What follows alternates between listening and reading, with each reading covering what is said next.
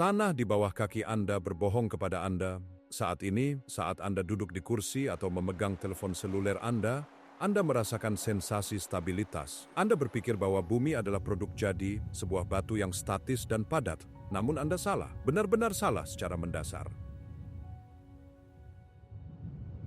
Di bawah kerak bumi, ada sebuah mesin besi cair yang bergejolak dan keras, serta lempeng-lempeng yang bergeser, yang telah mencoba mendesain ulang permukaan planet ini selama 4 miliar tahun. Seringkali, mesin ini bekerja dalam keheningan, namun di sudut-sudut peta tertentu, kulit bumi ditarik hingga tipis. Mesin itu menerobos keluar, dan ketika ia melakukannya, ia menciptakan hal-hal yang seharusnya tidak ada. Selamat datang di sebuah perjalanan menuju kemustahilan. Kita di sini bukan untuk melihat kartu pos, kita di sini untuk menyaksikan kegagalan dalam matriks. Kita akan pergi ke tempat-tempat yang terlihat seperti dirancang untuk dunia asing, tempat-tempat yang sangat memusuhi kehidupan manusia, sehingga seharusnya tetap tersembunyi selamanya. Kita mulai di Afrika. Bukan Afrika yang penuh safari dan sabana yang pernah Anda lihat di televisi, melainkan Afrika dari celah besar, sebuah bekas luka yang sangat dalam, sehingga secara harfiah merobek benua itu menjadi dua daratan yang terpisah. Kencangkan sabuk pengaman Anda. Udara akan segera menipis, air akan segera berubah menjadi asam, dan bentang alam akan mulai memperhatikan Anda kembali. Gerbang menuju dunia bawah. Untuk menemukan keajaiban pertama dalam daftar kami, Anda harus meninggalkan konsep liburan. Anda bukan turis di sini, Anda adalah anomali biologis, makhluk lunak berisi air yang melanggar batas di dalam tanur yang dirancang untuk geologi, bukan biologi.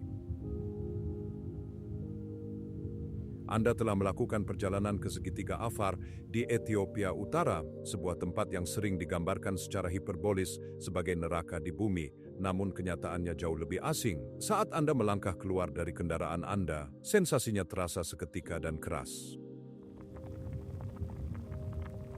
Anda berdiri di salah satu titik terendah di benua Afrika, 410 kaki di bawah permukaan laut. Tekanan atmosfer terasa berat, menekan gendang telinga Anda, tetapi panaslah yang mendominasi keberadaan Anda. Hal itu menghantam Anda seperti dinding fisik, sebuah penghalang energi termal yang nyata. Kita sedang berbicara tentang suhu 120 derajat Fahrenheit yang konsisten dan menyiksa di tempat teduh. Meskipun mencari tempat teduh di sini adalah pekerjaan yang sia-sia, matahari tidak sekadar bersinar, ia menyerang tanah. Angin yang mungkin Anda dambakan di gurun lain manapun tidak memberikan kelegaan. Itu adalah tiupan oven konveksi, mencambuk debu panas dan partikel garam ke dalam paru-paru Anda, sampai Anda merasa seperti sedang menghirup api cair. Ini adalah depresi dan akil, dan ini adalah tempat di mana planet ini sedang mencabik-cabik dirinya sendiri. Secara geologis, Anda berdiri di dalam tempat kejadian perkara aktif yang masif. Ini adalah pertigaan Afar, sebuah fenomena tektonik langka di mana tiga lempeng masif, Nubia Afrika, Somalia Afrika, dan Arab, semuanya saling menjauh satu sama lain.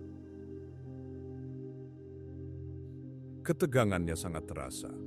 Kerak bumi di sini telah diregangkan begitu tipis, seperti permen kenyal yang ditarik, sehingga mantel cair secara praktis menyentuh permukaan. Tanah di bawah sepatu bot Anda tidak stabil. Itu adalah keropeng tipis dan rapuh di atas luka yang menolak untuk sembuh. Dan hasil dari kekerasan tektonik ini adalah Dalol. Saat Anda berjalan menuju ladang hidrotermal Dalol, otak Anda berjuang untuk memproses masukan visual. Ia mulai mengalami arus pendek karena palet warnanya salah. Evolusi telah melatih mata Anda untuk mengenali warna coklat tanah, hijau tanaman, dan biru air. Namun di sini, pemandangannya adalah halusinasi psikedelik. Terlihat seperti hutan jamur mineral berwarna kuning neon, dikelilingi oleh kolam air hijau elektrik yang mendidih, dan pilar-pilar garam yang menyerupai ombak beku bergerigi berwarna merah tua dan kuning tua. Ini sangat indah, sebuah mahakarya seni abstrak.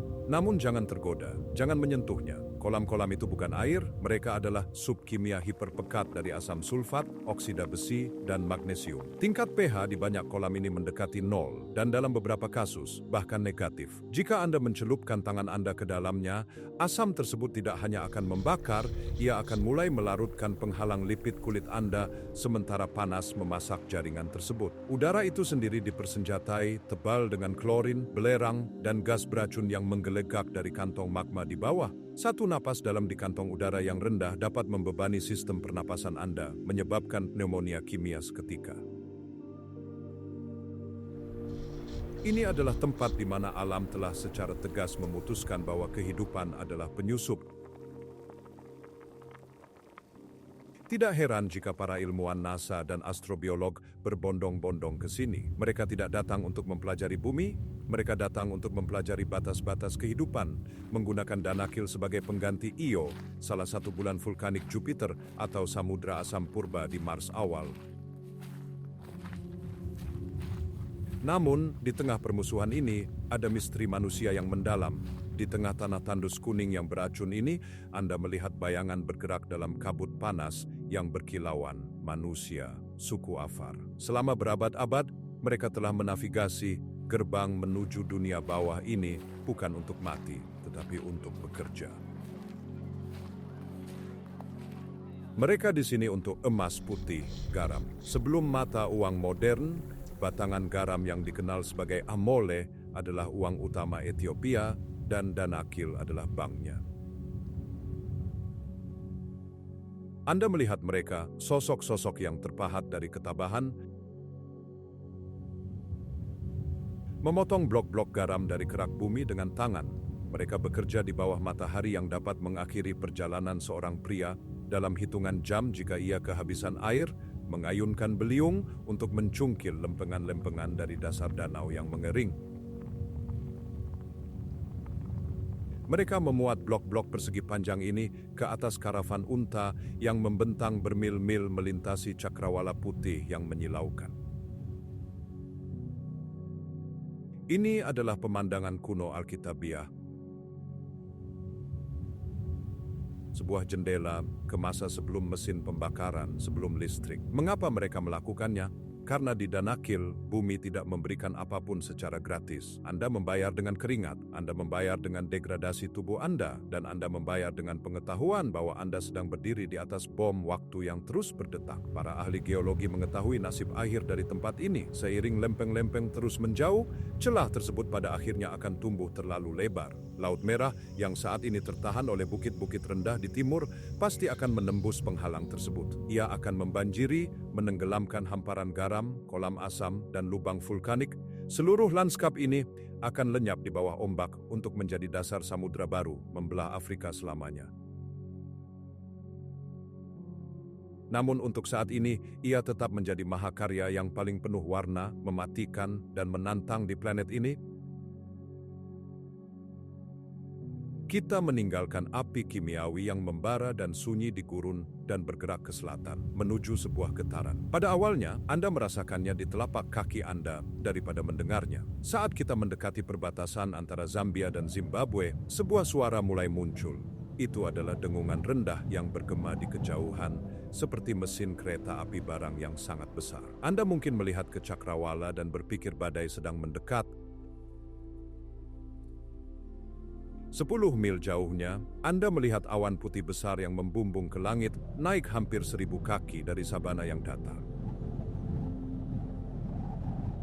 Namun langit di atas berwarna biru tajam. Penduduk setempat, suku Kololo dan Lozi, menamai fenomena ini dengan ketepatan puitis Mosi Oatunya, asap yang bergemuruh.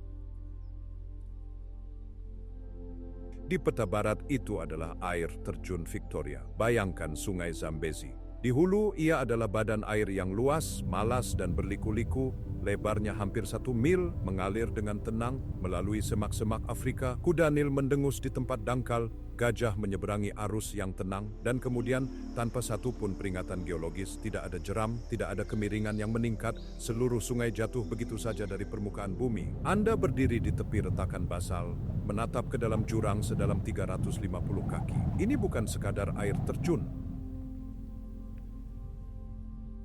Ini adalah tirai air jatuh terbesar di dunia, membentang selebar lebih dari 5.500 kaki. Selama puncak musim banjir, kira-kira 130 juta galon air terjun melewati tepi ini setiap menit. Statistiknya sangat luar biasa. Tetapi pengalaman visceralnya bersifat spiritual. Air tidak hanya menghantam dasar, kekuatannya begitu besar, kecepatannya begitu tinggi sehingga air teratomisasi saat benturan. Ia meledak menjadi badai hujan ke atas yang permanen, iklim mikrokabut yang menopang hutan hujan yang subur dan menetes di tebing seberang, sebuah ekosistem kecil yang ada semata-mata karena semprotan tersebut, tepat di tengah wilayah hutan kering. Namun mari kita mendekat, mari kita uji keberanian Anda. Jika Anda berani, atau mungkin sedikit ceroboh, Anda dapat mengunjungi tepiannya selama musim kemarau saat permukaan air turun. Anda dapat berenang keluar ke kolam setan. Ini adalah pusaran air batu alami, sebuah bibir kecil basal tepat di tepi jurang air terjun. Anda secara harfiah dapat melompat ke dalam air dan membiarkan arus membawa Anda sampai perut Anda menggesek dinding batu yang memisahkan Anda dari jurang. Pikirkan tentang posisi itu sejenak. Anda berbaring di kolam air suam-suam kuku, dan beberapa inci dari wajah Anda, seluruh volume sungai Zambezi menjerit melewati Anda, meluncur ke dalam kehampaan hitam yang bergejolak. Deru suaranya memekakkan telinga. Itu melenyapkan pikiran. Satu selip, satu cengkeraman batu yang gagal, satu lonjakan air, dan Anda pun lenyap. Itu adalah jebakan adrenalin tertinggi. Konfrontasi dengan gravitasi dalam bentuknya yang paling mentah. Air terjun Victoria bukan sekadar pemandangan indah. Ia adalah pelajaran tentang kekuatan erosi. Ngarai yang Anda lihat sebenarnya adalah ngarai ketujuh. Selama 2 juta tahun terakhir, air terjun ini telah mundur. Zambezi mengalir di atas dataran tinggi basal, penuh dengan retakan yang terisi batu pasir yang lebih lunak. Saat air mengikis batu pasir yang lunak, ia memotong parit. Air terjun jatuh ke dalam parit tersebut, dan kemudian akhirnya sungai memotong jalur baru, meninggalkan tebing lama yang kering. Hasilnya adalah bekas luka zigzag besar di seluruh lanskap. Sebuah garis waktu geologi yang menunjukkan dengan tepat di mana air terjun itu berada 10.000, 50.000, 100.000 tahun yang lalu. Ini adalah monumen bagi kegigihan, sebuah pengingat bahwa air, hal yang kita butuhkan untuk bertahan hidup, juga merupakan pahat paling kuat di alam semesta. Kita sekarang meninggalkan benua ini sepenuhnya. Kita menyeberangi Selat Mozambik menuju sebuah pulau yang telah hanyut dalam isolasi yang luar biasa selama 88 juta tahun. Madagaskar. Pulau ini adalah laboratorium evolusi, sebuah tempat di mana alam dibiarkan liar tanpa campur tangan aturan biologis daratan utama. Karena isolasi ini, evolusi menjadi sedikit gila di sini.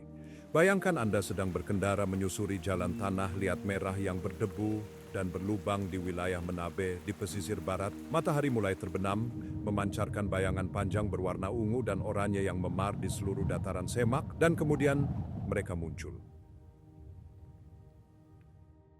Pohon baobab. Ini bukan pohon dalam pengertian tradisional. Mereka tidak terlihat seperti pohon ek atau pinus. Mereka terlihat seperti kesalahan dalam kode kenyataan. Mereka menyerupai kolom daging prasejarah yang raksasa. Batang mereka masif, halus, dan membengkak, berkilauan dengan kulit kayu merah muda tembaga yang lebih terasa seperti kulit daripada kayu. Mereka mencapai ketinggian hingga 98 kaki, menara silinder yang mendominasi cakrawala yang datar. Namun bagian atasnya lah yang mengacaukan pikiran Anda. Cabang-cabangnya kerdil, berbonggol, dan terpelintir, terlihat persis seperti sistem akar yang menjangkau langit. Legenda setempat menawarkan penjelasan terbaik untuk keanehan ini. Dikatakan bahwa pada awal waktu, baobab adalah salah satu pohon pertama yang ditanam oleh Roh Agung. Namun baobab itu sombong dan tidak mau berhenti bicara, atau mungkin ia terus berjalan pergi, tidak puas dengan lokasinya. Dalam rasa frustrasi, roh tersebut mencabut pohon-pohon itu dari akarnya dan menancapkannya kembali ke tanah secara terbalik untuk menjaganya tetap diam. Sains memberitahu kita bahwa mereka berevolusi seperti ini untuk meminimalkan luas permukaan dan menahan kelembapan, tetapi saat berdiri di bawah mereka, mitos tersebut terasa lebih masuk akal.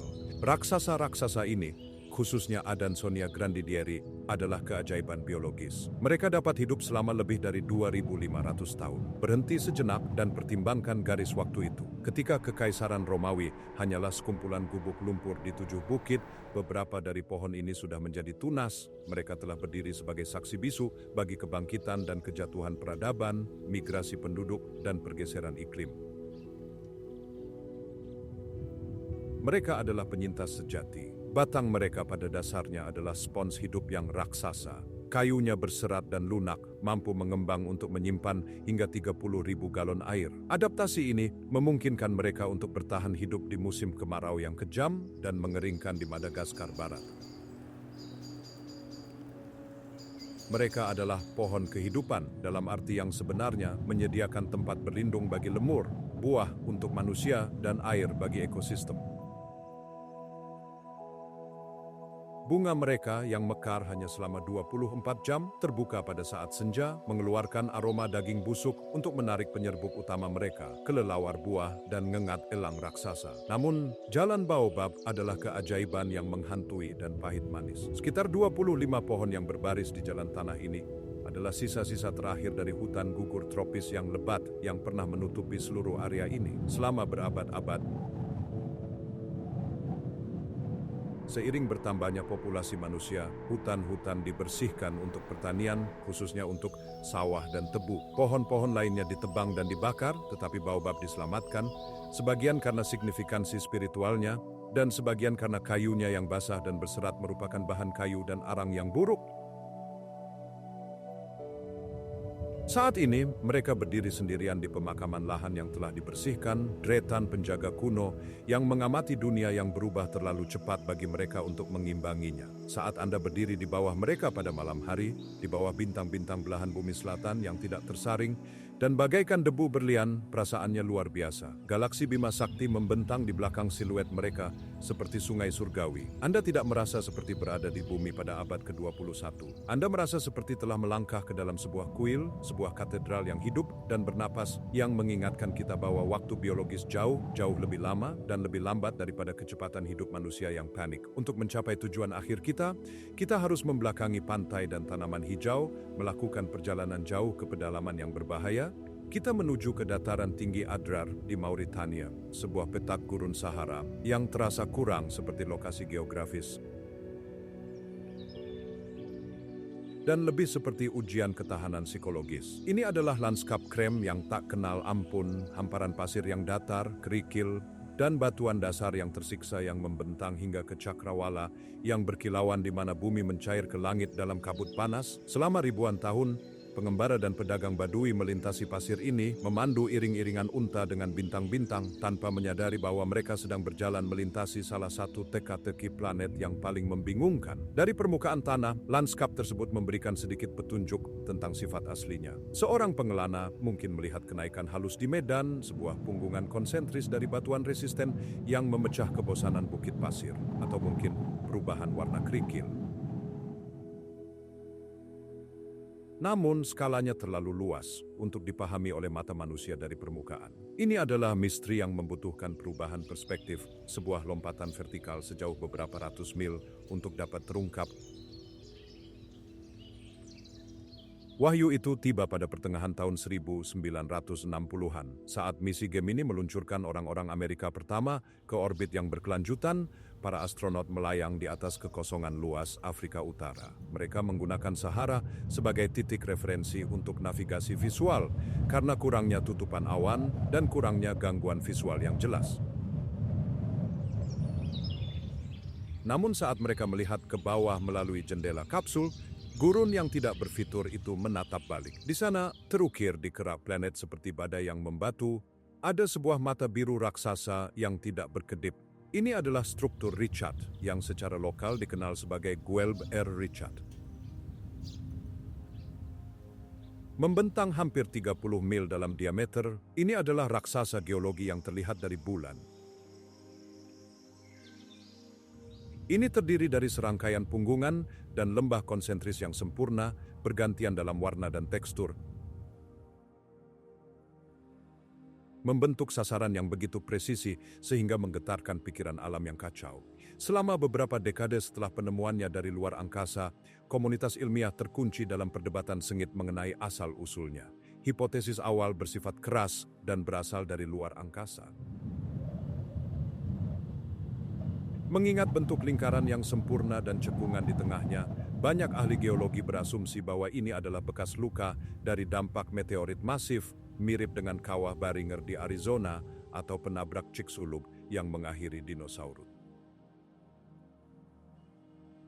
Itu adalah asumsi yang logis. Tata surya adalah galeri menembak dan bumi telah dihantam sebelumnya. Namun, bukti di lapangan menolak untuk bekerja sama dengan teori ini. Dampak sebesar itu akan mencairkan batuan dasar, menciptakan tanda geologis khusus yang dikenal sebagai kuarsa terguncang. Butiran pasir yang berubah bentuk oleh tekanan ekstrim seketika. Para peneliti menjelajahi Richat selama bertahun-tahun. Mereka tidak menemukan kuarsa terguncang, mereka tidak menemukan kaca cair, mereka tidak menemukan jejak kimia dari proyektil luar angkasa.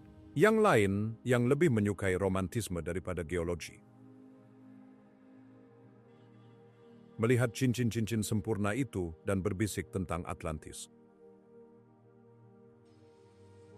Mereka mengutip dialog-dialog Plato, Critias, dan Timaeus, di mana sang filsuf menggambarkan kota dongeng itu sebagai serangkaian lingkaran konsentris air dan daratan, bergantian seperti roda kereta. Dimensi Richat sangat dekat dengan ukuran Plato dan pegunungan di sekitarnya cocok dengan gambarannya di utara. Pendukung teori ini menunjuk pada fakta bahwa Sahara dulunya hijau dan subur, menunjukkan peradaban yang hilang bisa berkembang di sini sebelum gurun mengambil alih.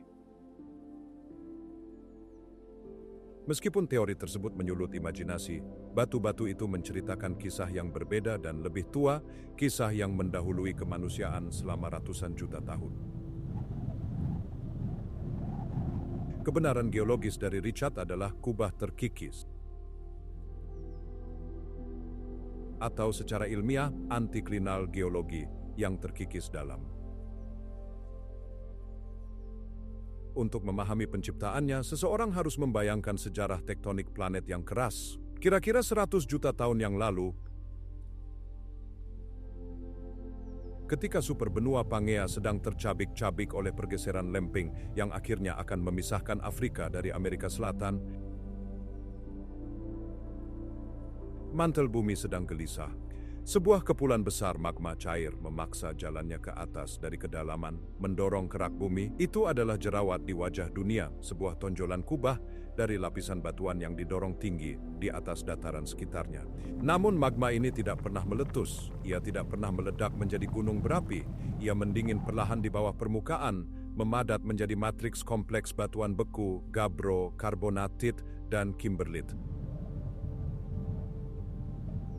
Kemudian kekuatan alam yang paling sabar mengambil alih, angin dan air. Selama jutaan tahun, iklim Sahara bergeser keras antara periode basah dan kering. Hujan mencambuk kubah tersebut, badai pasir mengikisnya. Tonjolan tersebut terdiri dari lapisan batuan yang bergantian, beberapa keras dan resisten seperti kuarsit, yang lain lunak dan mudah terkikis seperti batu kapur dan serpi sedimen. Apa yang kita lihat sekarang adalah reruntuhan dari proses tersebut. Mata itu adalah potongan melintang dari kerak bumi. Punggungannya adalah batuan kuarsit keras yang bertahan dari erosi, berdiri tegak sebagai pegunungan melingkar. Lembah di antara mereka adalah tempat batuan sedimen yang lebih lunak digiling menjadi debu dan ditiup pergi oleh angin harmata. Ini adalah proses yang disebut erosi diferensial. Kita sedang melihat kerangka dari sebuah peristiwa geologis, dikupas lapis demi lapis seperti bawang batu raksasa. Berdiri di tengah mata adalah pengalaman yang mendalam. Keheningan di sini bukan sekadar ketiadaan suara, itu adalah beban fisik. Bagian tengahnya adalah hamparan breksi yang datar dan berdebu, batuan pecah yang disemen menjadi satu oleh cairan hidrotermal yang pernah mendidih di sini.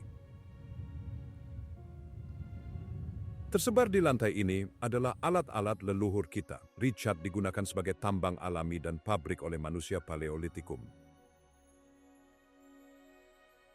Anda dapat menjangkau ke dalam pasir dan mengambil kapak tangan Acheulean atau ujung tombak yang dibentuk oleh tangan manusia ratusan ribu tahun yang lalu. Manusia awal ini duduk di tengah anomali geologis ini, memangkas batu api. Kemungkinan besar tidak menyadari geometri agung yang mengelilingi mereka, menggunakan perlindungan punggungan untuk bertahan hidup. Labirin pisau. Kita sekarang harus meninggalkan kesunyian gersang dari daratan utama dan menyeberangi Selat Mozambik menuju benua Pulau Madagaskar. Kita menuju ke wilayah barat Melaki, ke sebuah tempat yang menantang logika biologi dan geologi. Ini adalah Taman Nasional Tsingy de Bemaraha, sebuah situs warisan dunia UNESCO yang merupakan definisi harfiah dari lihat tapi jangan sentuh. Masyarakat lokal Malagasy yang telah tinggal di bawah bayang-bayang formasi ini selama berabad-abad menamainya Tsingy. Terjemahannya sangat praktis sekaligus mengerikan, di mana seseorang tidak bisa berjalan telanjang kaki. Ini adalah pernyataan yang sangat merendahkan kenyataan. Berjalan di sini dengan telanjang kaki berarti menyerahkan kaki seseorang pada kehancuran yang tercabik-cabik. Ini adalah labirin jarum batu kapur seluas 580 mil persegi, sebuah hutan batu, di mana pohon-pohonnya tidak terbuat dari selulosa dan kulit kayu, melainkan dari batu Jurassik yang setajam silet. Pembentukan benteng yang bermusuhan ini dimulai lebih dari 200 juta tahun yang lalu. Seluruh wilayah ini dulunya adalah laguna besar di bawah laut tropis yang dangkal. Miliaran makhluk laut kecil hidup, mati, dan tenggelam ke dasar. Cangkang kalsium karbonat mereka memadat selama ribuan tahun untuk membentuk lempengan batu kapur kolosal setebal ribuan kaki. Akhirnya,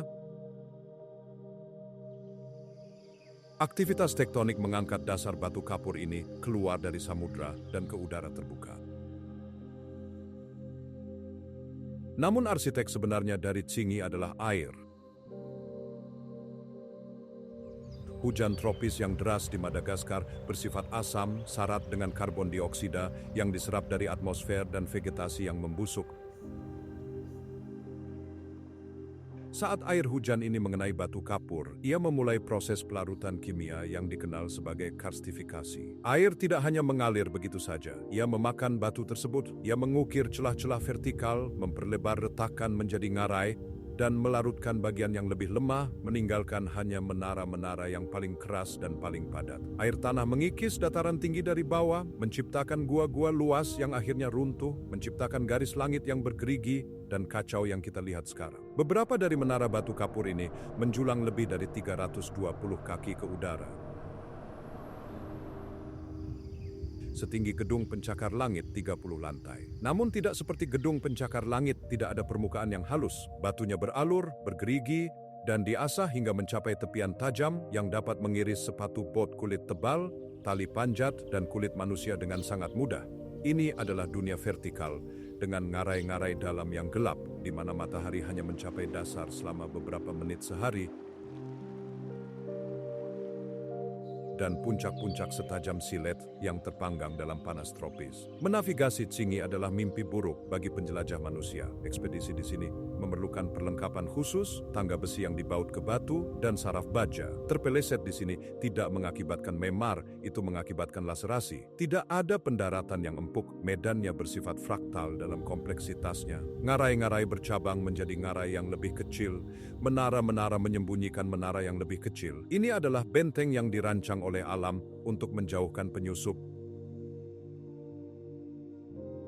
Namun di tempat yang tampaknya dirancang untuk memadamkan kehidupan ini, evolusi telah melakukan keajaiban. Tsingy tidak mati.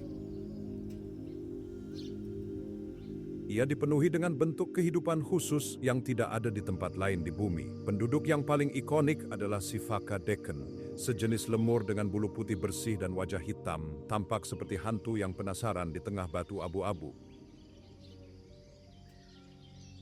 Menyaksikan seekor sifaka bergerak melewati Tsingy adalah pelajaran dalam fisika dan keberanian. Primata ini telah mengembangkan bantalan tebal dan kenyal pada tangan dan kaki mereka yang berfungsi sebagai pengait alami dan penyerap guncangan. Mereka tidak merangkak, mereka melompat. Mereka meluncurkan diri dari satu puncak setajam silet ke puncak lainnya, melewati celah sejauh 30 kaki dalam satu lompatan. Mereka mendarat di duri vertikal yang akan menusuk manusia, mencengkeram batu dengan presisi sempurna, menggunakan momentum untuk berayun ke pegangan berikutnya. Mereka bergerak dengan keanggunan penari balet di sebuah rumah jagal. Mereka tidak sendirian.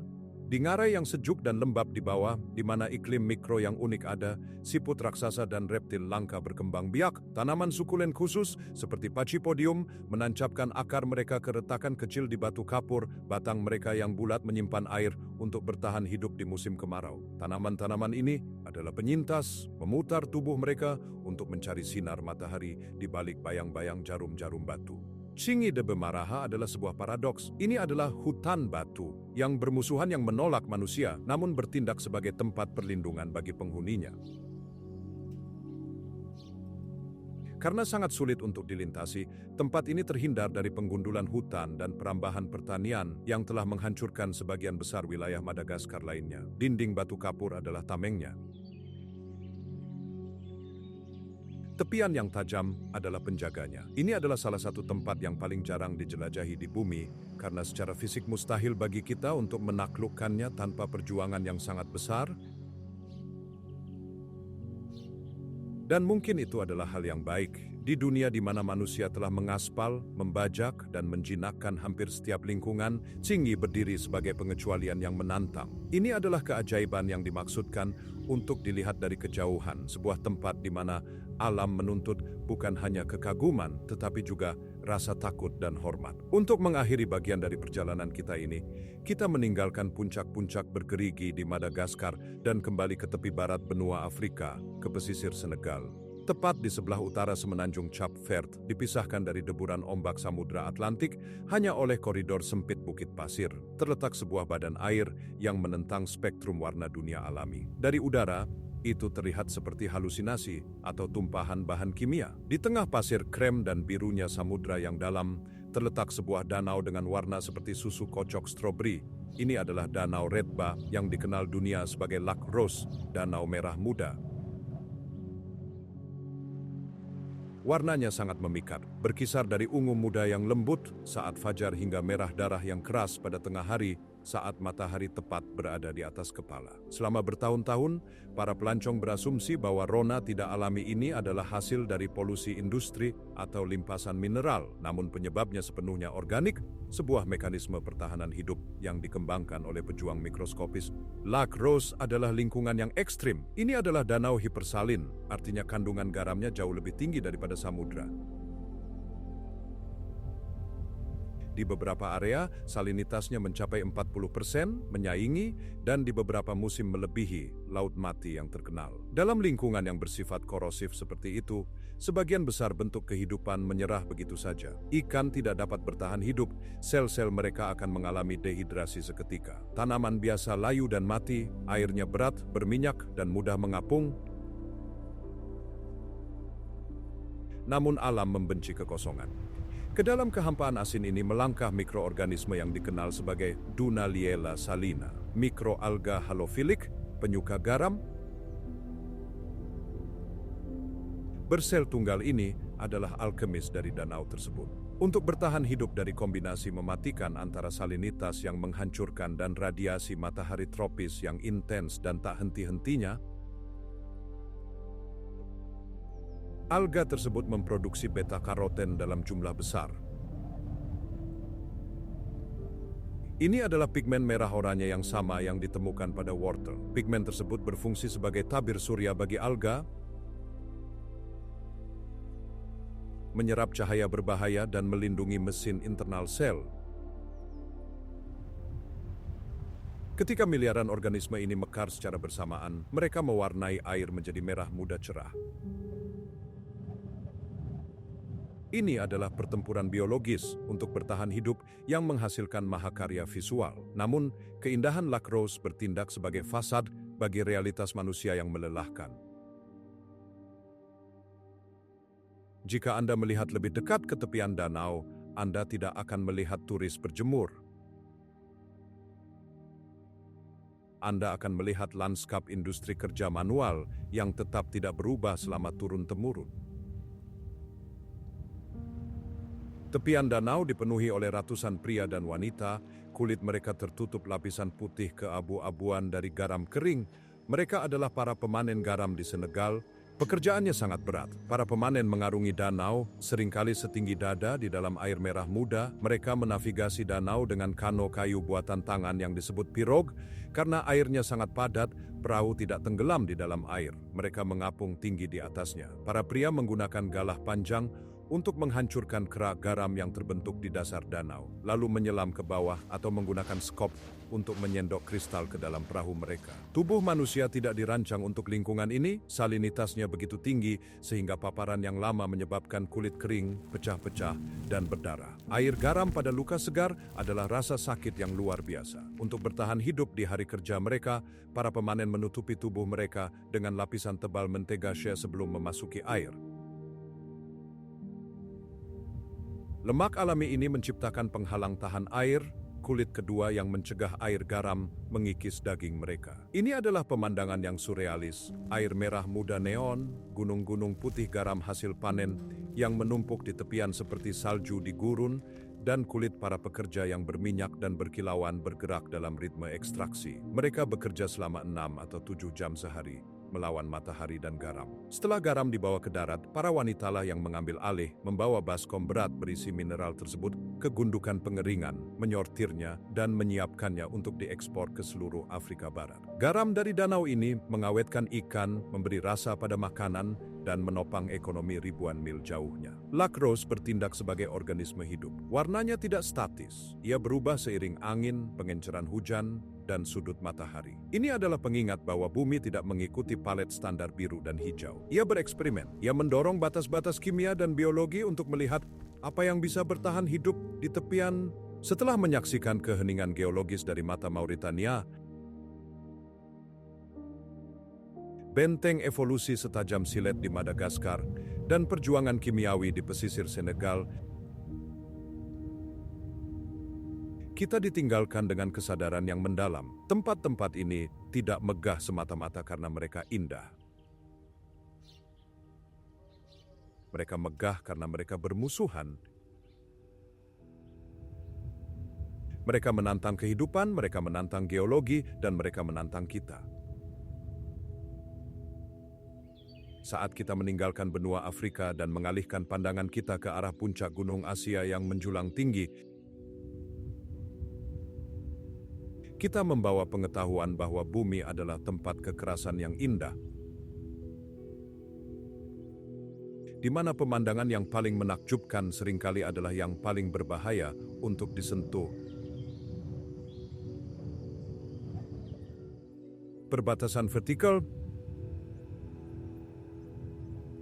Bayangkan Anda sedang berdiri di permukaan laut. Udaranya tebal, kaya, dan tidak terlihat. Anda menarik napas, dan paru-paru Anda terisi tanpa berpikir. Sebuah ritme mekanis yang telah Anda abaikan sejak lahir. Itu mudah. Itu adalah sebuah kepastian. Sekarang, lepaskan kenyamanan itu. Bayangkan mendaki ke dalam roket bertekanan dan menuju ke tepi stratosfer hanya untuk melangkah keluar sebelum Anda benar-benar meninggalkan bumi. Pada ketinggian 29.032 kaki, Anda telah mencapai puncak Chomolungma, Gunung Everest. Itu adalah langit-langit dunia kita. Namun inilah rahasia mengerikan yang tidak mereka beritahu dalam brosur wisata yang mengkilap atau dokumentari kepahlawanan. Pada ketinggian ini, Anda tidak sedang hidup, Anda sedang sekarat. Tubuh Anda secara efektif sedang dihapus, sel demi sel. Anda memasuki apa yang oleh para ahli fisiologi dan pendaki disebut dengan nada suram sebagai zona kematian. Pembedaan ini bukan bersifat puitis, ini bersifat klinis. Di atas 26.000 kaki, tekanan atmosfer kira-kira sepertiga dari tekanan di permukaan laut. Sama sekali tidak ada cukup oksigen untuk menopang fungsi metabolik manusia, tidak ada jumlah aklimatisasi yang dapat menyelamatkan Anda di sini. Anda hanyalah meminjam waktu terhadap keruntuhan biologis yang tak terelakkan. Tubuh Anda yang merasakan krisis mulai memangsa dirinya sendiri. Ia menghentikan pencernaan untuk menghemat energi bagi jantung dan paru-paru. Darah Anda mengental hingga konsistensi lumpur karena ia memproduksi hemoglobin berlebih dalam kepanikan yang putus asa untuk menangkap molekul oksigen yang tidak ada di sana. Hal ini meningkatkan risiko stroke dan serangan jantung pada setiap detakan yang berat. Setiap langkah membutuhkan kehendak yang sangat besar. Anda melangkah satu langkah, dan Anda harus beristirahat selama 10 napas. Rasanya seperti berlari maraton olimpiade sambil bernapas melalui pengaduk kopi yang sempit. Otak Anda mulai membengkak, sebuah kondisi yang dikenal sebagai edema cerebral ketinggian tinggi, ASHC. Logika Anda mulai gagal, batas antara kenyataan dan halusinasi memudar. Anda melihat teman-teman yang tidak ada di sana. Anda mendengar suara-suara di dalam angin yang menjerit. Ini adalah ujian pamungkas ego manusia terhadap ketidakpedulian planet.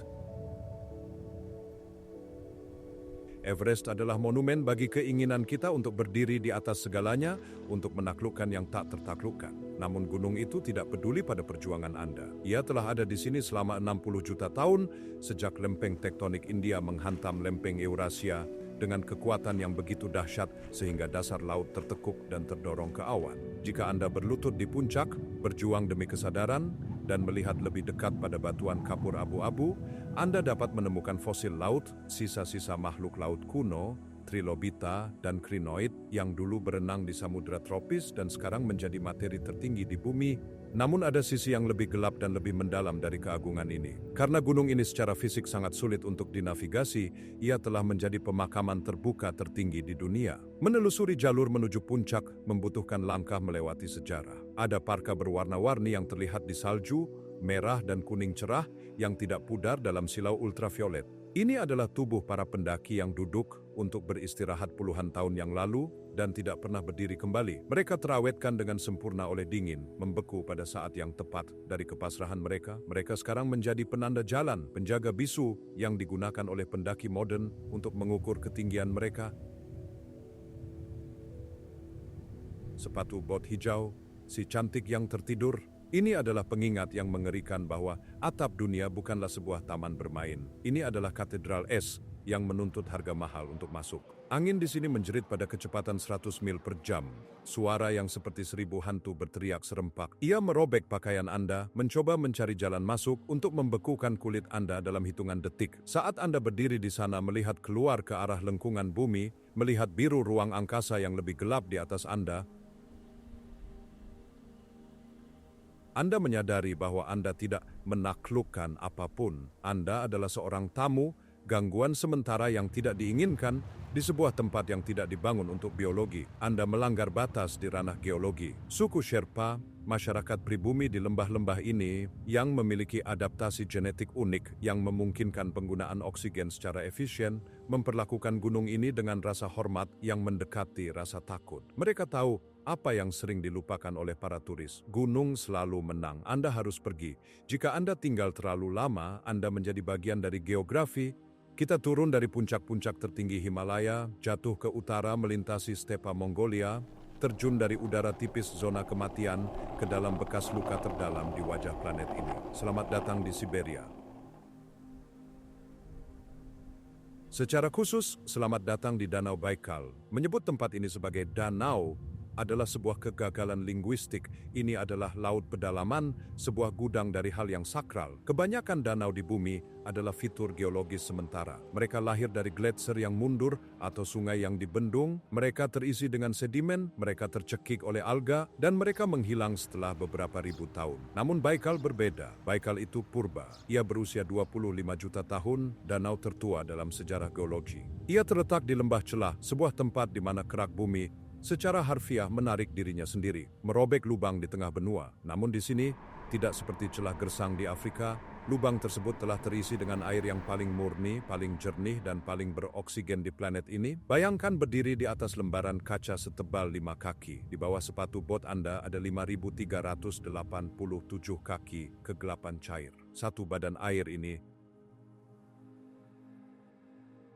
menampung 20% air permukaan tawar dunia. Itu lebih banyak air daripada gabungan semua danau besar di Amerika Utara.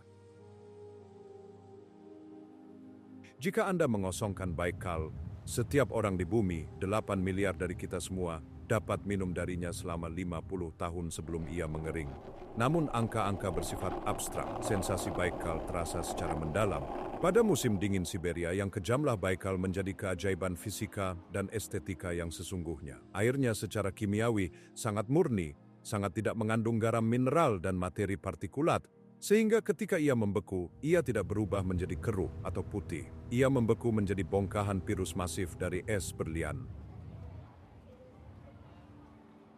Berjalan di atasnya adalah pengalaman yang memicu vertigo. Anda dapat melihat ke bawah dan melihat batu-batu di dasar sedalam 130 kaki di bawah, seolah-olah airnya bahkan tidak ada di sana. Hal ini menciptakan sensasi berjalan di udara yang mengerikan sekaligus ajaib, tergantung di atas sebuah jurang, dan kemudian ada suaranya. Es itu hidup. Saat suhu bergeser antara siang dan malam, ekspansi termal menyebabkan es bergerak. Ini adalah simfoni seismik. Danau itu mengerang. Ia patah. Ia mengeluarkan retakan dalam yang berdentum yang terdengar seperti tembakan artileri berat atau ping sonar kapal selam yang bergema di seluruh hamparan yang membeku. Retakan-retakan ini dapat membentang bermil-mil, merobek permukaan untuk menyingkap air hitam di bawahnya. Beberapa penduduk setempat percaya danau itu sedang mencoba untuk berbicara bahwa Baikal adalah entitas yang memiliki kesadaran. Mereka mengatakan itu adalah suara roh-roh yang menjaga laut suci.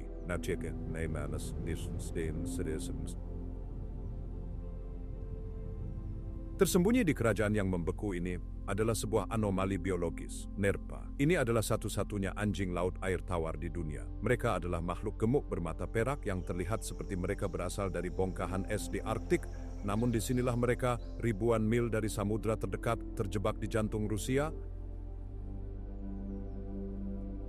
Bagaimana mereka sampai di sini? Apakah mereka berenang menyusuri sungai-sungai prasejarah selama zaman es?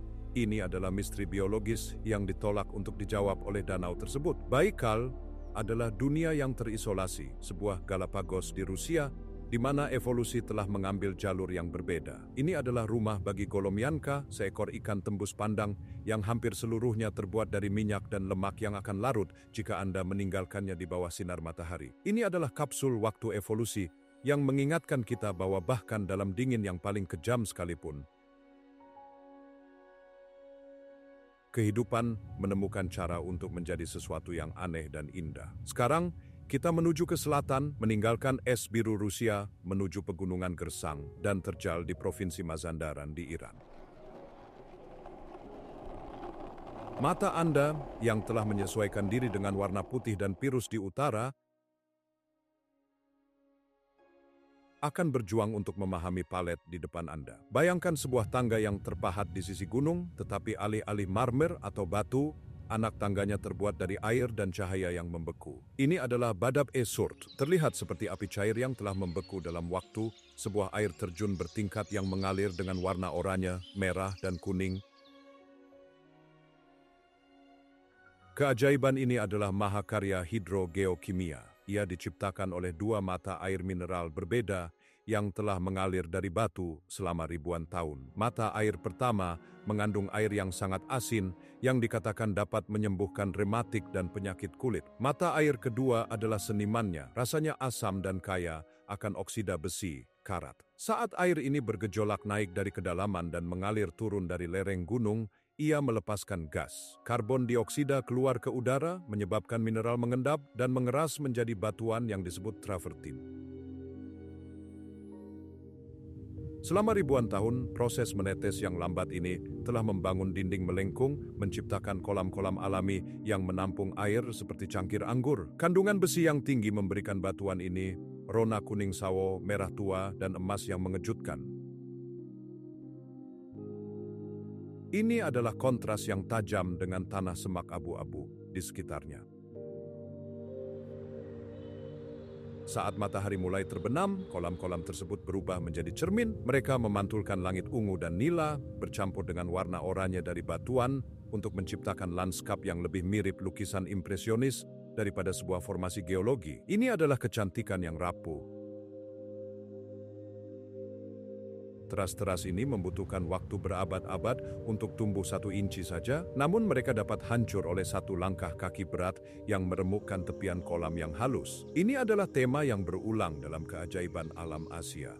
Tempat-tempat yang paling megah seringkali merupakan yang paling rapuh. Alam menghabiskan waktu berabad-abad untuk membangun tangga para dewa ini dengan tidak menggunakan apapun selain gravitasi, kimia air, dan waktu. Berdiri di sini, mendengarkan gemericik lembut air yang berpindah dari satu teras ke teras berikutnya, Anda merasakan kedamaian yang mendalam. Ini adalah pengingat bahwa keindahan tidak selalu harus berisik, atau raksasa, atau keras. Terkadang ia hanya membutuhkan kesabaran dari air yang jatuh. Tidak jauh dari keindahan teras yang halus dan berair itu, terletak sebuah tempat yang berdiri dalam pertentangan total terhadap kehidupan. Kita melakukan perjalanan ke Tenggara menuju Provinsi Kerman untuk menyaksikan Dasht-e-Lut. Gurun kekosongan. Jika Everest adalah tempat di mana bumi menjangkau langit,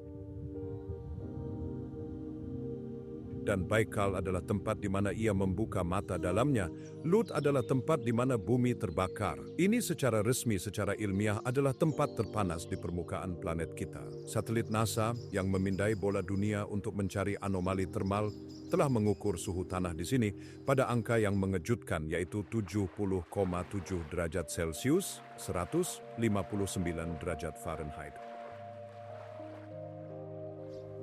Ini bukan panas di hari musim panas. Ini adalah panas sebagai sebuah senjata.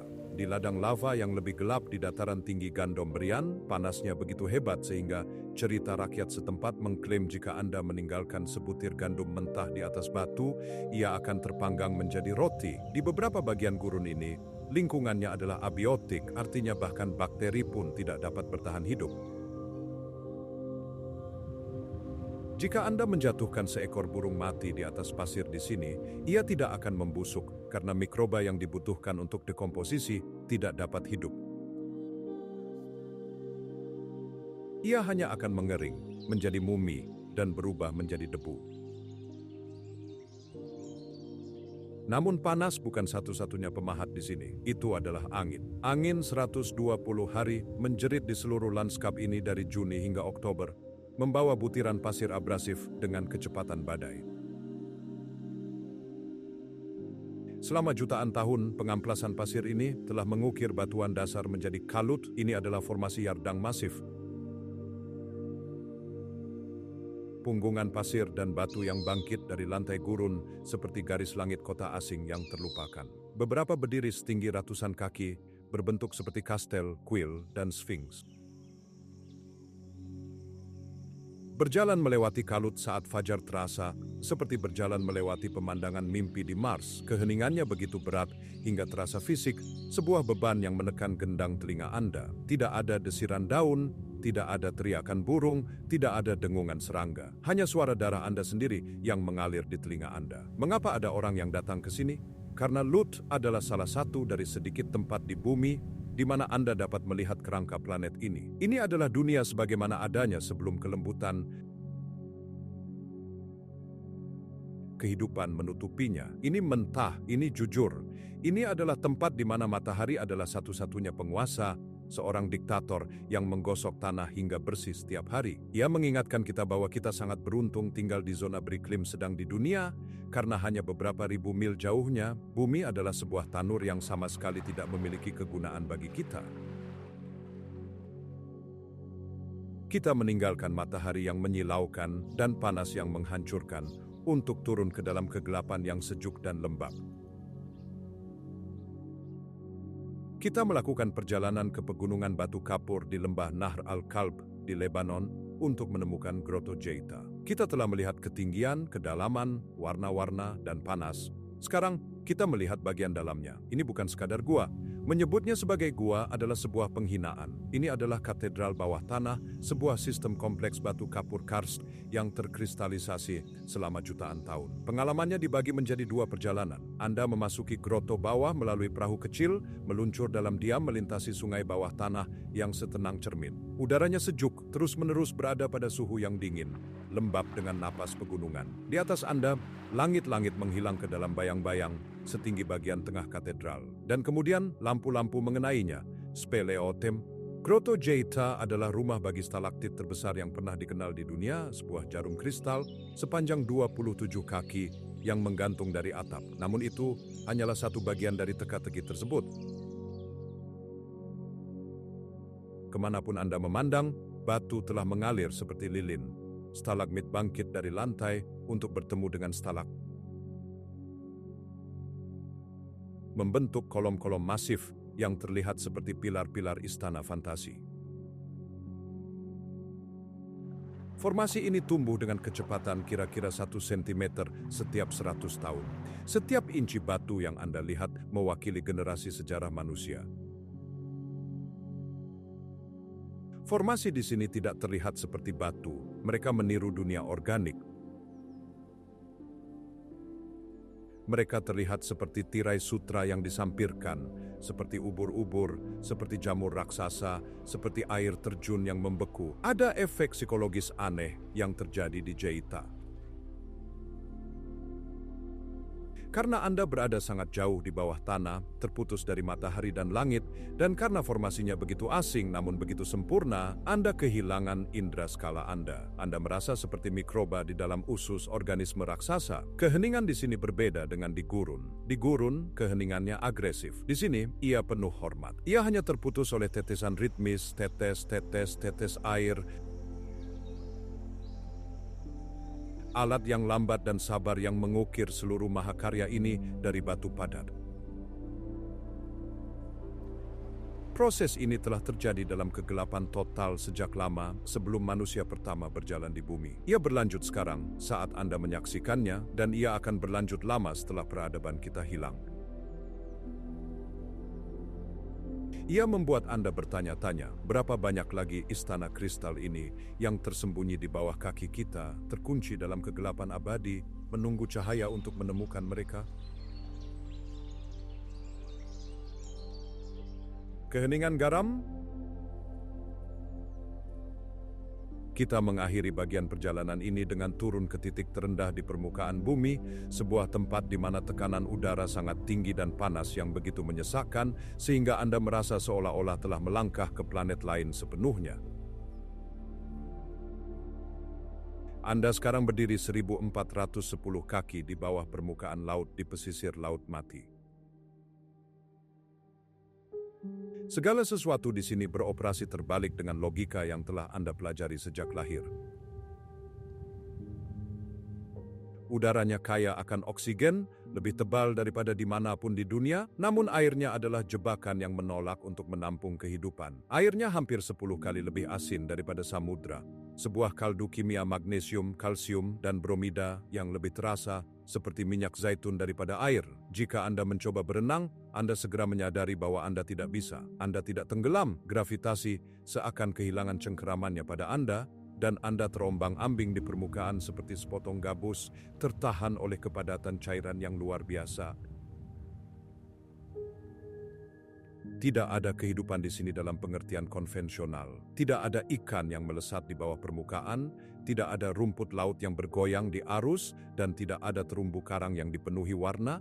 Hanya ada kristal garam putih yang menyelimuti tepian seperti berlian bergerigi, membentuk patung-patung setajam silet yang berkilauan di bawah matahari Timur Tengah yang tak kenal ampun.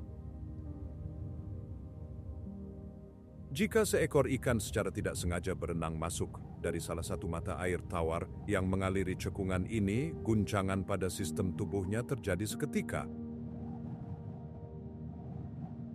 Ia tidak bertahan lebih dari beberapa detik sebelum air garam tersebut menaklukkannya. Namun, dalam permusuhan ini, terdapat kekuatan penyembuhan kuno yang aneh. Lumpur hitam di bawah kaki Anda kaya akan mineral yang telah dihargai sejak zaman Raja Herodes dan Cleopatra.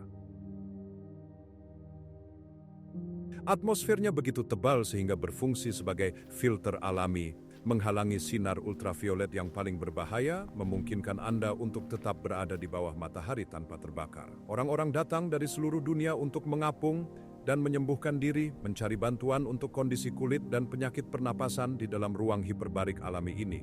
Namun, Laut Mati sedang sekarat. Ini adalah sebuah keajaiban dalam keruntuhan aktif. Setiap tahun, permukaan air turun lebih dari 3 kaki karena sumber-sumber air tawar dialihkan untuk penggunaan manusia. Saat air surut, air tanah tawar masuk dengan deras untuk melarutkan lapisan garam bawah tanah, menyebabkan tanah runtuh tanpa peringatan. Lubang-lubang runtuhan masif terbuka di sepanjang pantai, menelan bangunan, jalan, dan perkebunan palem dalam hitungan detik. Bumi mengambil kembali ruang tersebut, membuktikan bahwa fitur geografis yang paling terkenal sekalipun bersifat sementara. Titik terendah di bumi menjadi semakin rendah, dan segera tempat perlindungan garam ini mungkin tidak lebih dari sekadar kenangan putih berdebu tentang garam, sebuah bukti betapa cepatnya manusia dapat mengubah peta geologi. Kita telah mendaki puncak Everest yang kekurangan oksigen dan mengapung di kedalaman berminyak Laut Mati. Tetapi saat kita melihat ke arah bagian akhir ekspedisi kita harus menghadapi kenyataan bahwa eksplorasi kita terhadap tempat-tempat megah ini mengubah mereka selamanya. Meninggalkan udara Timur Tengah yang berat dan tenang, kita melakukan perjalanan melintasi Samudra Hindia ke sebuah tempat di mana air tampak menentang hukum fisika itu sendiri. Bayangkan Anda berada di dalam helikopter, rotornya berdentum mengikuti ritme di dada Anda, terbang di atas ujung barat daya Pulau Mauritius. Samudra Hindia di bawah Anda berwarna biru elektrik yang menyilaukan, sebuah warna yang begitu hidup sehingga tampak seperti telah dicat pada lensa mata Anda. Matahari terpantul dari terumbu karang, dan untuk sesaat semuanya terasa seperti surga tropis yang tenang. Namun kemudian, pilot memiringkan pesawat, berbelok tajam di atas semenanjung Le Morne Brabant, dan jantung Anda berhenti sejenak. Tepat di lepas pantai, dasar samudra tiba-tiba lenyap. Anda melihat ke bawah ke arah apa yang tampak seperti air terjun raksasa yang bergemuruh di bawah laut. Terlihat seolah-olah sebuah saluran pembuangan kolosal telah dibuka di dasar samudra, dan jutaan galon air mengalir ke dalam jurang gelap yang tak berdasar. Terlihat seolah-olah bumi benar-benar bocor, mengalirkan samudra ke dalam mantel di bawahnya. Otak Anda menjerit agar Anda memalingkan muka karena gravitasi seharusnya tidak bekerja seperti ini. Bagaimana air bisa jatuh di dalam air? Visualnya begitu meyakinkan sehingga kapal-kapal sering menghindari area tersebut, takut akan arus yang akan menarik mereka jatuh ke dalam kegelapan. Namun, kenyataannya adalah Anda sedang menyaksikan ilusi optik terbesar di planet ini. Tidak ada air terjun, tidak ada parit tak berdasar yang menghisap samudra hingga kering. Apa yang sebenarnya Anda lihat adalah limpasan besar pasir dan lanau yang didorong oleh arus bawah laut yang kuat. Pulau Mauritius terletak di atas dangkalan samudra yang menonjol, sebuah dataran tinggi yang muncul dari kedalaman. Di luar tepi dataran tinggi tersebut, kedalaman turun secara drastis dari beberapa kaki menjadi ribuan kaki dalam tebing vertikal. Arus samudra mendorong pasir putih dan lanau keluar dari dataran tinggi yang dangkal dan turun ke perairan yang dalam, gelap, dan lebih dingin. Karena pasir lebih berat daripada air, ia mengalir seperti sungai, terjun menuruni lereng tersebut. Dari udara, pergerakan pasir putih terhadap kedalaman biru gelap menciptakan replika visual sempurna dari sebuah air terjun. Ini adalah pengingat bahwa perspektif kita terbatas dan mudah tertipu. Kita melihat sebuah bencana, tetapi bumi hanyalah memindahkan pasir dari satu tempat ke tempat lain. Namun bahkan ketika Anda mengetahui sainsnya, ketakutan itu tetap ada. Saat Anda melihat ke arah jurang tersebut, Anda merasakan kerapuhan tanah yang kita pijak. Kita semua hanyalah berpegangan pada dataran tinggi batu kecil di tengah samudera luas dan gelap yang selalu mencoba menarik tanah dari bawah kita. Dari panas tropis Samudra Hindia, kita seketika berpindah ke dingin Siberia yang kejam dan menggigit. Meninggalkan ilusi cair menuju sebuah benteng batu padat. Kita menuju ke tepian Sungai Lena di Rusia, sebuah tempat yang begitu terpencil, sehingga selama musim dingin, sungai itu sendiri menjadi jalan raya es. Di sini bumi telah membangun barikade melawan waktu. Bayangkan, deretan jarum batu bergerigi berwarna merah dan abu-abu yang menjulang 980 kaki tegak lurus keluar dari air. Mereka membentang bermil-mil di sepanjang tepi sungai, terlihat seperti tulang rusuk raksasa atau reruntuhan benteng yang dibangun oleh para dewa setengah miliar tahun yang lalu. Ini adalah pilar Lena. Struktur-struktur ini terbentuk 500 juta tahun yang lalu, selama periode Kambrium. Untuk memberi perspektif, ketika batu kapur yang membentuk pilar-pilar ini diletakkan sebagai sedimen di dasar laut yang hangat, kehidupan di bumi tidak dapat dikenali. Tidak ada pohon, tidak ada mamalia, tidak ada dinosaurus. Dunia dikuasai oleh trilobita dan makhluk laut bertubuh lunak yang aneh. Pilar-pilar ini adalah pemakaman dari dunia purba tersebut, yang terangkat ke udara yang membeku. Mereka adalah produk dari erosi termal yang ekstrim. Di bagian Siberia ini, ayunan suhu adalah 180 derajat Fahrenheit.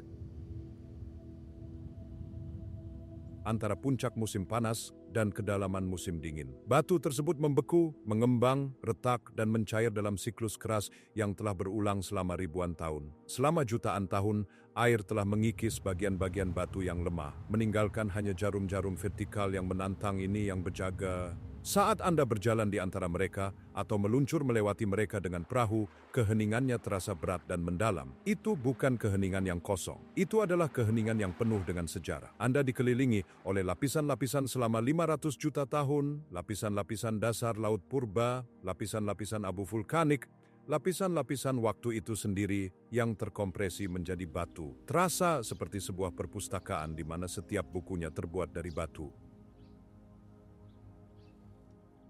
Para ilmuwan telah menemukan fosil makhluk-makhluk punah di sini yang tidak ada di tempat lain, terawetkan dalam batu kapur, seperti hantu yang menunggu untuk menceritakan kisah mereka.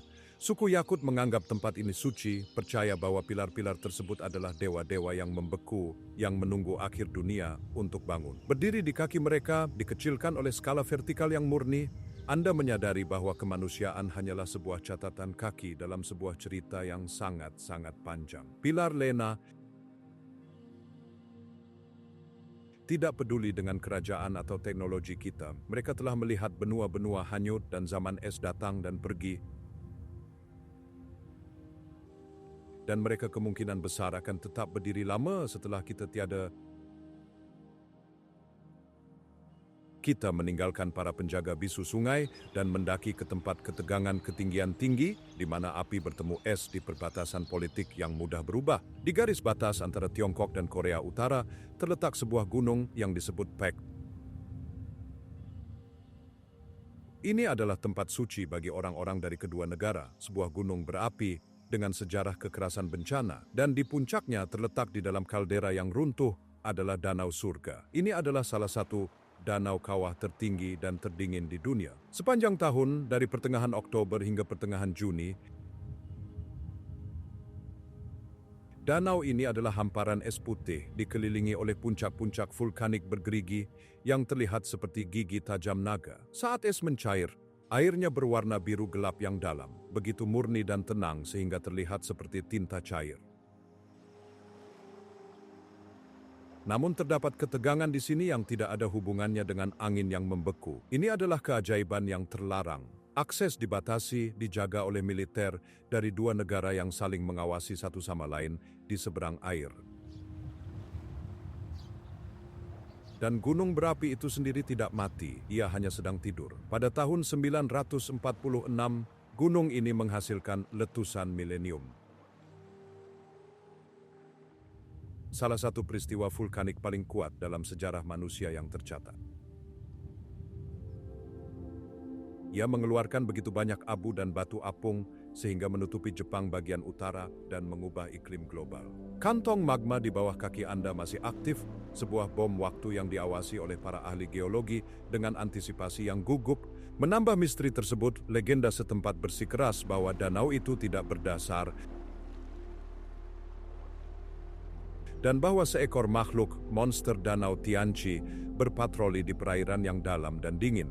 Sementara para ilmuwan mengabaikan hal ini sebagai mitologi atau salah mengidentifikasi kawanan ikan trout, penduduk setempat bersumpah bahwa mereka telah melihat sesuatu yang masif, memecah permukaan air yang setenang cermin, menciptakan gelombang di tempat yang seharusnya tidak ada. Apakah itu penyintas prasejarah, tipuan cahaya, atau sekadar angin yang datang dari Laut Jepang? Danau surga terasa seperti tempat yang berasal dari dimensi lain?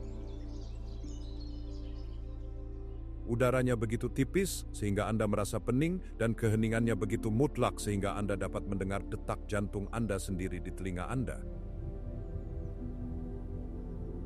Ini adalah sebuah surga yang terasa seperti bisa berubah menjadi neraka kapan saja jika raksasa yang tidur di bawah air memutuskan untuk bangun. Dari bahaya gunung berapi yang mengancam, kita melakukan perjalanan ke selatan ke Filipina, di mana bentang alam bergeser dari mencekam menjadi jenaka yang aneh, seolah-olah bumi memutuskan untuk bereksperimen dengan geometri. Kita berpindah ke Pulau Bohol. Anda berdiri di atas dek pandang, memandang ke arah lanskap yang terlihat seperti dirancang oleh seorang matematikawan yang menyukai makanan manis.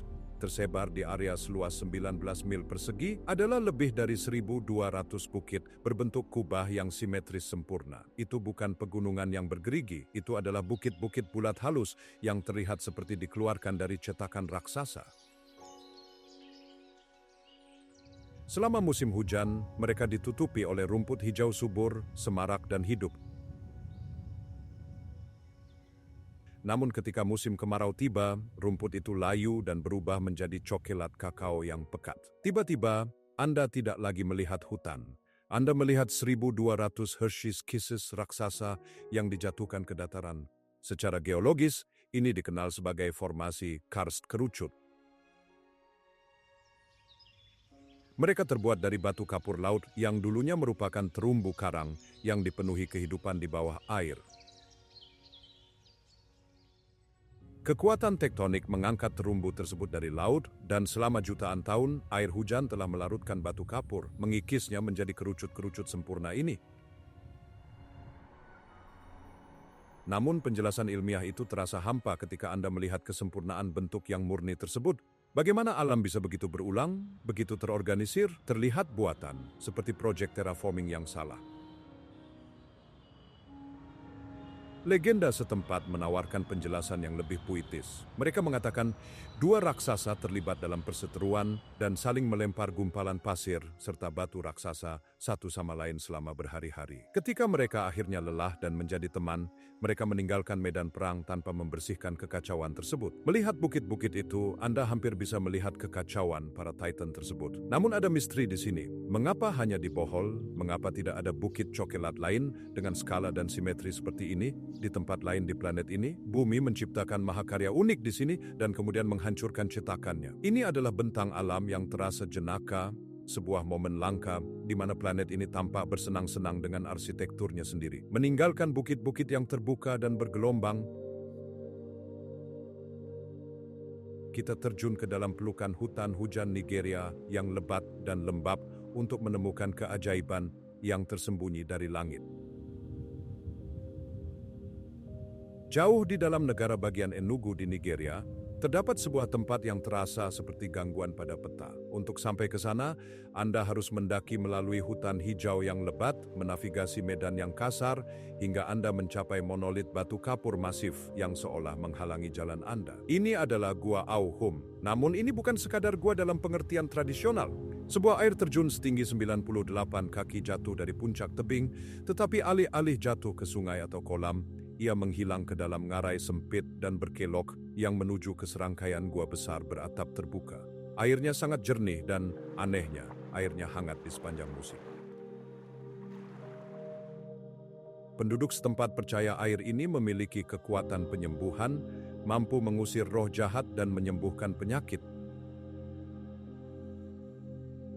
Mereka datang dari seluruh penjuru negeri untuk berdiri di bawah semprotan air, percaya bahwa bumi sedang menghapus masalah mereka. Saat Anda berjalan lebih dalam ke dalam sistem gua, cahaya dari pintu masuk mulai memudar, digantikan oleh cahaya halus dan halus yang terpantul dari dinding batu kapur yang basah. Matahari menyaring ke bawah melalui celah sempit di bagian atas ngarai, menciptakan berkas cahaya yang terlihat seperti pilar padat. Suaranya sangat luar biasa. Di dalam ruang tertutup gua, deru air terjun diperkuat dan terperangkap, memantul dari dinding hingga Anda tidak dapat mendengar pikiran Anda sendiri. Ini adalah tangki sensorik yang dibangun oleh alam. Anda kehilangan arah, kehilangan rasa waktu, dan kehilangan rasa akan dunia luar. Ini adalah situs suci, dilindungi oleh biara setempat dan para biksu menjaganya dengan rasa hormat yang biasanya dicadangkan untuk katedral. Ini adalah salah satu dari sedikit tempat di mana keajaiban dan spiritualitas adalah hal yang sama. Bumi di sini tidak mencoba menakuti Anda dengan magma atau membekukan Anda dengan es. Ia mencoba mendekap Anda. Namun skala gua tersebut adalah sebuah pengingat. Kita sangat kecil dan bumi memiliki banyak ruang rahasia yang bahkan belum kita masuki. Akhirnya kita muncul dari kegelapan gua, mengerjap menghadapi kecemerlangan tiba-tiba dari matahari tropis. Kita meninggalkan kemah bawah tanah untuk melakukan perjalanan ke perairan Zamrud Asia Tenggara demi sebuah aksi keseimbangan yang seolah menentang hukum dasar fisika. Tujuan akhir kita terletak jauh di dalam jantung Teluk Phang Nga, Thailand. Untuk sampai ke sana, Anda harus menyerah pada ritme air. Anda berada di atas perahu ekor panjang tradisional, mesinnya mendengung pelan di belakang Anda, sebuah detak jantung mekanis yang mendorong Anda melalui atmosfer yang lembab dan seperti mimpi. Anda merayap melalui labirin pulau-pulau batu kapur masif yang menjulang seperti menara Zamrud dari Laut Andaman. Ini bukan sekadar batu, mereka adalah raksasa vertikal kuno yang terbungkus vegetasi subur, terjun tegak lurus ke dalam air di bawahnya. Udaranya tebal dengan garam dan panas, dan airnya berwarna hijau tenang yang buram, mengundang Anda lebih dalam ke dalam labirin, dan kemudian perahu melambat. Mesin diturunkan ke putaran rendah, Anda berbelok di tikungan di sekitar permukaan tebing yang bergerigi, dan tiba-tiba cakrawala terbuka. Di sana, dibingkai oleh laut lepas dan langit, Anda melihatnya. Kau tapu. Pada pandangan pertama, otak Anda berjuang untuk memahami geometrinya. Itu adalah menara batu setinggi 65 kaki yang berdiri sepenuhnya sendirian di dalam air, terisolasi dari rantai pulau di sekitarnya. Namun inilah masalahnya, gangguan visual yang menahan napas Anda. Bagian atas jauh lebih lebar daripada bagian dasarnya. Terlihat berat di atas, berbahaya, seperti paku batu kapur raksasa yang telah ditancapkan ke dasar samudra secara terbalik oleh beberapa tukang kayu surgawi. Ia menentang gravitasi. Berdasarkan semua penalaran logis, terlihat seolah-olah ia seharusnya sudah terbalik ribuan tahun yang lalu, terhempas ke dalam teluk dan menghilang selamanya. Ia berdiri dengan semacam keanggunan yang angkuh. Sebuah penjaga batu yang menolak untuk jatuh meskipun rintangan menumpuk melawannya. Bagi banyak orang, formasi ini langsung dikenali, meskipun mungkin bukan dengan nama Thailandnya. Ini adalah Pulau James Bond yang terukir dalam budaya populer global oleh film tahun 1974, The Man with the Golden Gun. Disinilah penjahat Francisco Scaramanga menyembunyikan senjata suryanya, memilih bentang alam luar angkasa ini karena terlihat terlalu fantastis untuk menjadi nyata. Film tersebut memberikan lapisan mistik sinematik pada batu itu, mengubah sebuah keanehan geologis menjadi simbol petualangan dan bahaya. Namun, sementara film itu membuatnya terkenal, bintang sebenarnya di sini adalah geologi itu sendiri. Drama di layar tidak sebanding dengan drama gerak lambat yang terjadi di dalam batu itu sendiri. Khaotapu adalah contoh nyata dari kekejaman waktu. Struktur tersebut adalah menara karst, sisa dari sistem terumbu karang masif yang berkembang pesat di sini ratusan juta tahun yang lalu. Selama ribuan tahun, pergeseran tektonik mendorong dasar laut ke atas dan elemen-elemen mulai mengikis batu yang lebih lunak. Namun, bentuk spesifik yang kita lihat hari ini, leher yang sangat tipis itu, adalah hasil dari serangan yang spesifik dan tak henti-hentinya di garis air. Dasar menara terus-menerus dikikis oleh pasang surut dan pergerakan mikroskopis ombak. Ini adalah serangan kimia dan fisik. Air laut yang sedikit asam memakan kalsium karbonat dari batu kapur tersebut. Secara bersamaan, bioerosi sedang terjadi. Kerang, spons penggali, dan kehidupan laut lainnya menempelkan diri pada batu di garis pasang surut, melubangi lubang-lubang kecil dan melemahkan struktur dari luar ke dalam. Setiap tahun, samudra memakan beberapa bagian kecil inci dari batu tersebut. Hal ini menciptakan ketegangan yang mendalam saat Anda menatapnya. Anda melihat sebuah struktur yang hidup dengan waktu pinjaman. Akhirnya fisika akan menang. Leher menara tersebut akan menjadi terlalu tipis untuk menahan beban masif dari bagian atas yang tertutup vegetasi. Di suatu hari nanti, mungkin dalam 1 abad, mungkin besok, Khaotapu akan patah, ia akan jatuh ke dalam air Zamrud, mengirimkan gelombang pasang ke seluruh teluk, dan lenyap ke dalam laut. Tidak meninggalkan apapun selain tunggul dan kenangan. Ini adalah keajaiban dalam batas waktu. Ini adalah mahakarya yang saat ini sedang dihancurkan oleh air yang justru membuatnya indah. Laut menciptakannya dengan mengikis batu di sekitarnya. Dan laut pada akhirnya akan mengambilnya kembali. Berdiri di sana, terombang-ambing di atas ombak yang lembut, mesin dalam diam, Anda menyadari bahwa megah tidak berarti permanen. Dalam kesombongan manusia kita sering berasumsi bahwa gunung dan batu adalah latar belakang abadi yang tidak berubah bagi kehidupan kita yang singkat. Namun, Khaotapu membuktikan sebaliknya. Bumi itu cair. Ia hanya bergerak dengan kecepatan yang terlalu lambat untuk kita rasakan, sampai kita melihat sesuatu yang rapuh seperti ini. Hal-hal paling megah di bumi seringkali adalah hal-hal yang akan segera menghilang. Sifat berbahaya dari batu tersebut menuntut perhatian Anda bukan hanya karena ia indah, tetapi karena ia terbatas. Anda menatap sedikit lebih lama, meresapi tekstur batu dan hijaunya pepohonan yang melekat di puncak, karena Anda tahu, jauh di dalam lubuk hati, bahwa generasi mendatang mungkin hanya melihat ini dalam foto. Ini adalah aksi keseimbangan, sebuah akhir geologis yang agung, dan kita adalah penonton yang beruntung menangkap pertunjukan itu sebelum tirai jatuh. Jiwa sang mesin, kita telah melihat api Afrika, para raksasa Asia, dan ilusi Pasifik. Kita memulai perjalanan ini dengan berpikir bahwa kita sedang melihat tempat-tempat. Namun sekarang, Anda tahu lebih baik. Anda tidak sedang melihat tempat-tempat. Anda sedang melihat sebuah proses. Anda telah melihat bumi saat ia bernapas, saat ia tumbuh, saat ia menghancurkan dirinya sendiri untuk menciptakan sesuatu yang baru. Tempat-tempat megah ini bukan sekadar pemandangan indah. Mereka adalah peringatan. Mereka adalah pengingat bahwa kita hidup di planet yang tidak peduli dengan kehadiran kita. Danakil tidak peduli jika Anda merasa panas. Everest tidak peduli jika Anda bernapas. Pilar Lena tidak peduli jika Anda terkesan. Namun kita tetap datang. Kita tetap mencari. Kita tetap membuat kamera 4K dan menerbangkan drone ke dalam gunung berapi karena kita perlu merasakan keajaiban itu. Kita perlu tahu bahwa ada sesuatu yang lebih besar dari layar kita dan kota-kota kita. Tetapi, saat kita mengakhiri perjalanan ini, saya memiliki satu pertanyaan terakhir yang kontroversial untuk Anda. Kita telah menaklukkan peta. Kita memiliki foto satelit dari setiap inci Sahara dan koordinat GPS untuk setiap puncak di Himalaya. Dengan mengubah keajaiban rahasia dan suci ini menjadi tujuan wisata dan video viral, apakah kita sebenarnya telah menghancurkan hal yang justru membuat mereka megah? Apakah sebuah keajaiban tetap menjadi keajaiban jika semua orang memiliki foto diri dengannya? Atau apakah kita telah menukar misteri dengan jumlah penonton? Mungkin tempat paling megah di bumi adalah tempat yang belum kita temukan. Tempat yang masih sunyi, tempat yang masih menunggu penyusup pertamanya. Jika Anda telah mengikuti perjalanan ini melalui ketiga bagian, Anda sekarang adalah saksi dari sang mesin. Jangan hanya melihat dunia, hormati ia.